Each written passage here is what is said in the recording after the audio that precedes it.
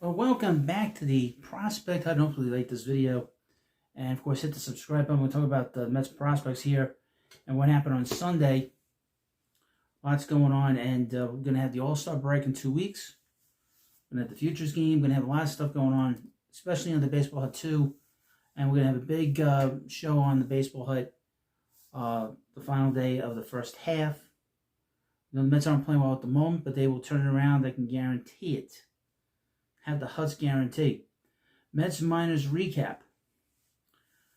Francisco Alvarez homers again. This is from Mets Mirage. They do a great job. I had done a video last night talking about the Mets farm system, just going through the statistics and off the different websites, and it's just a disaster. I didn't like it. So Francisco Alvarez came through in the clutch for Syracuse on Sunday, launched a game-winning go-ahead home run in the 8th inning. It was the second homer in as many days for Alvarez. The 23-year-old looks to regain his form after hitting just .236 with 3 homers to his name in, of course, New York. Alvarez has switched back to his old stance, good, which will hopefully give him the boost of confidence he needs to start hitting like the Mets envisioned at the start of the year. I don't know why he went to this new stance, but once he comes back, he better start hitting. The 2 biggest reasons this team has struggled to hit is he hasn't hit and Vientos hasn't hit. The Mets are relying heavily on 2 young players, and they got to get their heads out of their asses. So Syracuse Mets won 5-3 against the Rochester Red Wings. Already talked about Alvarez. Austin Warren pitched 1 inning, struck out 3. Justin Garza pitched an inning, gave up a walk, struck out 2. In Double-A Binghamton, Jet Williams went 1 for 2 in a 3-1 loss to the Portland Sea Dogs. Jet Williams was the only source of offense for the Binghamton team that struggled to generate much momentum. The opponents were no hit until a leadoff single in the 8th inning. Oh boy.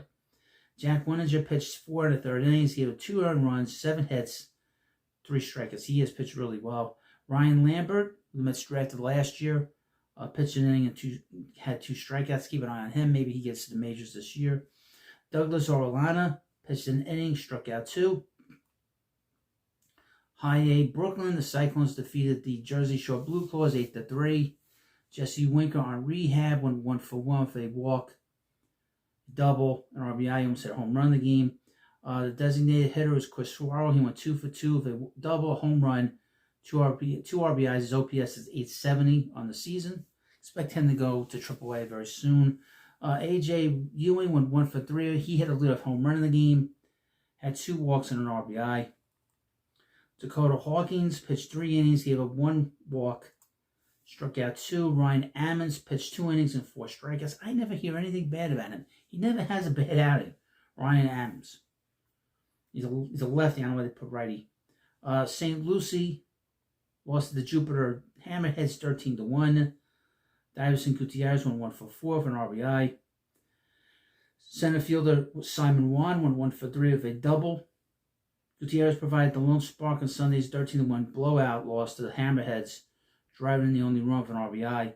On a brighter note, Simon Wan smacked his 7th double of the season. Hunter Hodges pitched 1 in the 3rd innings. Only got to pitch well and struck out 2. Now, we had some news on Monday, and that is they announced all the players that are going to take part, all the umpires that are going to take part in the Futures game, which I think takes place on Sunday before the All-Star game. And the Mets got 2 players that are going to be part of this game, and this is a great game. So many Mets have taken part of it. Dave Wright was one of them. Noah Syndergaard. Quite a few Met players were involved over the years. But here's from, again, Mets Mirage Tong and Benge tapped for the Futures game. Mets prospects, right-handed pitcher Jonah Tong, outfielder Carson Benge were among the 50 prospects picked to play in the Futures game on July 12th at Truist Park in Atlanta.